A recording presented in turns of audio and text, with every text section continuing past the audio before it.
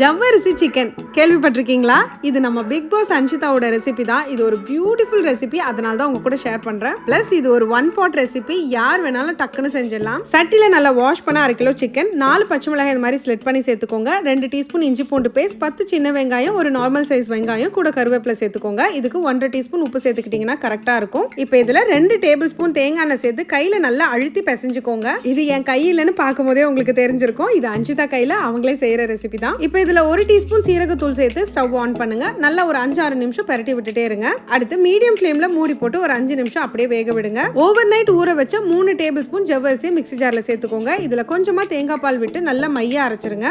இப்ப லிட்டை ஓபன் பண்ணி 1 கப் தேங்காய் பால் சேர்த்துக்கோங்க. இது 3ஆவதா எடுத்து தண்ணியான தேங்காய் பால். இது கூட ஃப்ரெஷ்ஷா அரைச்ச 1 டீஸ்பூன் மிளகுத்தூள் சேர்த்து நல்லா பரட்டி விடுங்க. இந்த மாதிரி கொதிக்க ஆரம்பிச்சதும் திக்கா இருக்கிற 1/2 கப் தேங்காய் பால் சேர்த்துக்கோங்க. பார்க்கும் போதே உங்களுக்கு தெரியும் நல்லா கிரீமியா இருக்கணும் தேங்காய் பால், அப்பதான் ரொம்ப டேஸ்டியா இருக்கும். இது கூட நம்ம அரைச்சு வச்சிருக்கிற ஜவ்வரிசி பேஸ்டையும் உள்ள சேர்த்துக்கலாம். உப்பு செக் பண்ணிட்டு மறுபடியும் தேவைப்பட்டா 1 டீஸ்பூன் உப்பு சேர்த்து நல்லா கலந்துக்கோங்க. ஜவ்வரிசி சேர்த்ததுனால குழம்பு திக்காக ஆரம்பிக்கும். ஸோ உங்களுக்கு எந்த அளவுக்கு திக்னஸ் வேணுமோ அந்த அளவுக்கு தண்ணி ஊற்றி டைல்யூட் பண்ணிக்கோங்க. இந்த ரெசிபியோட டேஸ்ட் என்ஹான்ஸ் பண்றதே இந்த தாளிப்பு தாங்க. ஒரு குழிக்கரண்டி தேங்காய் எண்ணெயில கருவேப்பிலை சில்லி ஃபிளேக்ஸை வதக்கி உள்ள சேர்த்து பாருங்களேன், அட்டகாசமா இருக்கும்.